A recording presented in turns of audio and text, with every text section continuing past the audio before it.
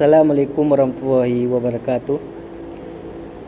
Perkenalkan, nama saya Muhaimin Al-Hamid Khairi. NIM 2313010006. Bila saya akan menjelaskan materi saya tentang lebih fikih. Materi saya tersebut tentang percayaan. Karena banyak di masyarakat percayaan tersebut kayak sudah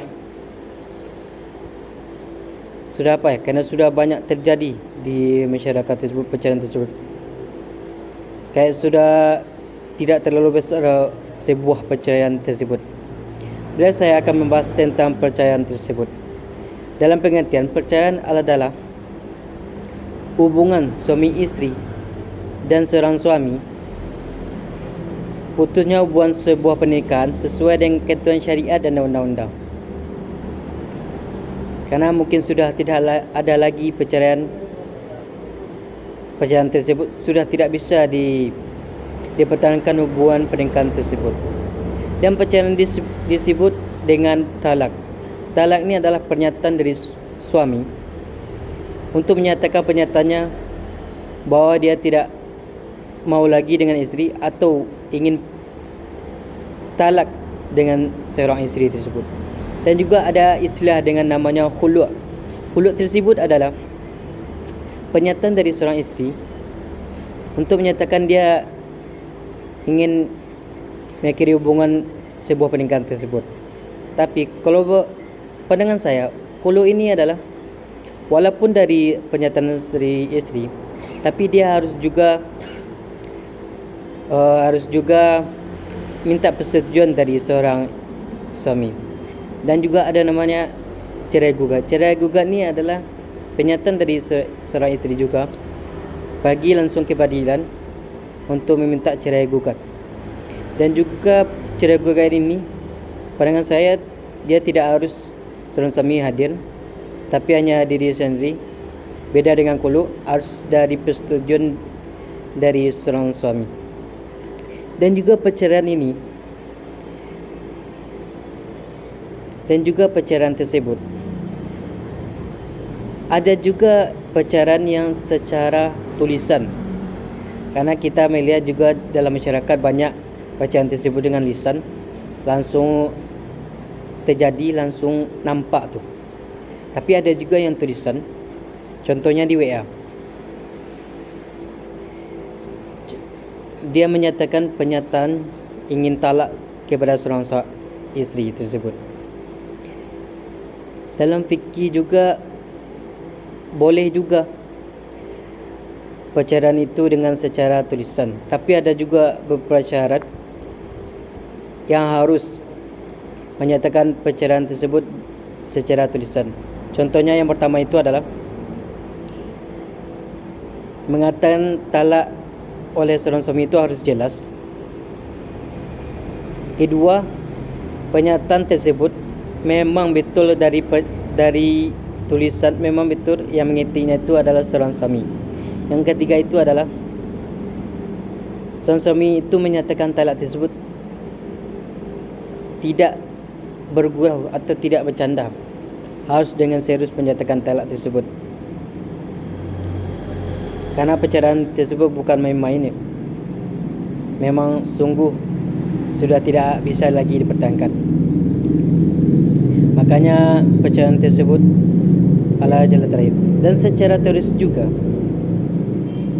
perceraian tersebut adalah jalan terakhirnya bagi seorang suami dan seorang istri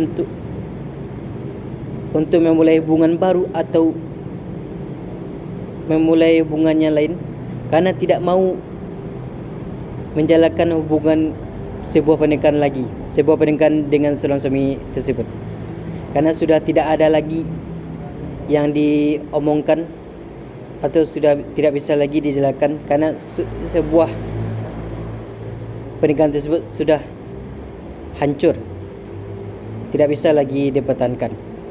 Karena mungkin perceraian tersebut ada beberapa sebab. Mungkin latar belakang faktornya itu mungkin karena KDRT, seorang suami yang KDRT yang memukul istrinya sampai istrinya babak belur atau sampai luka atau sampai berdarah. Karena itu mungkin tidak bisa dipertahankan hubungan pernikahan. Dan juga ada beberapa faktor juga, mungkin karena perselingkuhan, mungkin antara suami atau istri tersebut diam-diam punya hubungan dengan seorang perempuan lain. Padahal dia sudah menikah, tapi dia mempunyai hubungan lain dengan perempuan lain. Maka sebuah pacaran tersebut dilaksanakan. Makanya sebuah pernikahan tersebut tidak bisa dipertahankan. Dan juga ada beberapa faktor, karena mungkin nafkahnya tidak diberikan oleh seorang suami. Padahal kewajiban sebagai seorang suami itu adalah hak nafkah kepada seorang istri. Itu salah satu dalam pernikahan tersebut. Makanya banyak faktor yang menyebabkan tersebut, dan juga akan berdampak kepada seorang anak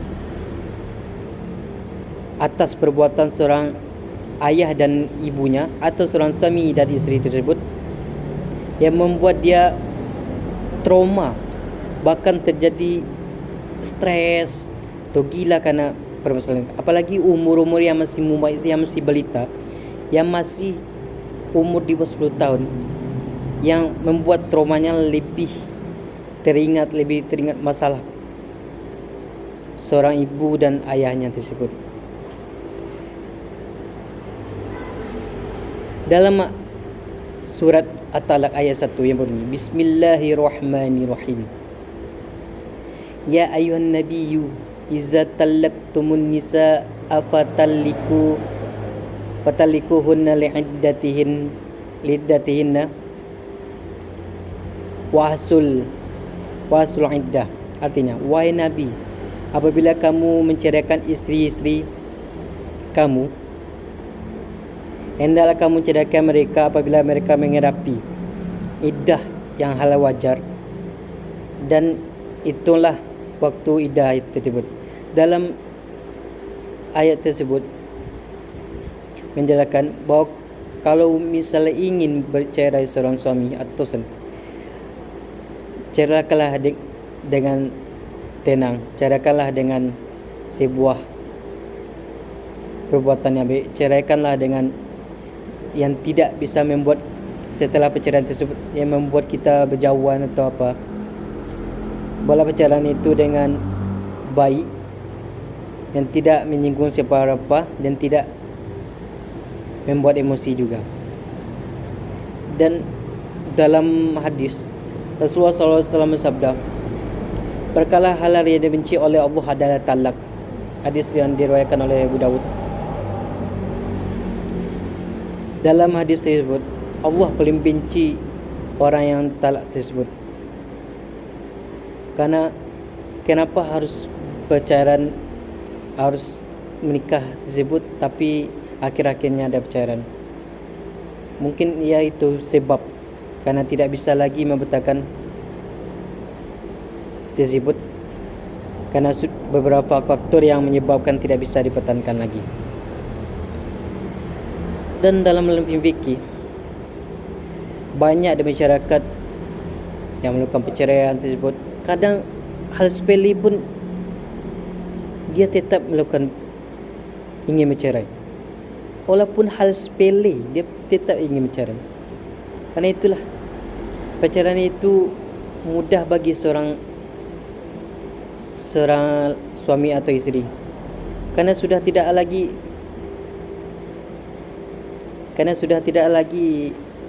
sulit bagi orang untuk bercerai. Banyak yang terjadi, banyak juga yang kasus artis-artis tersebut yang melakukan perceraian karena sudah tidak bisa dipertahankan lagi. Mungkin hanya itu yang dapat saya sampaikan. Saya akhiri dengan Assalamualaikum warahmatullahi wabarakatuh. Selamat menyaksikan.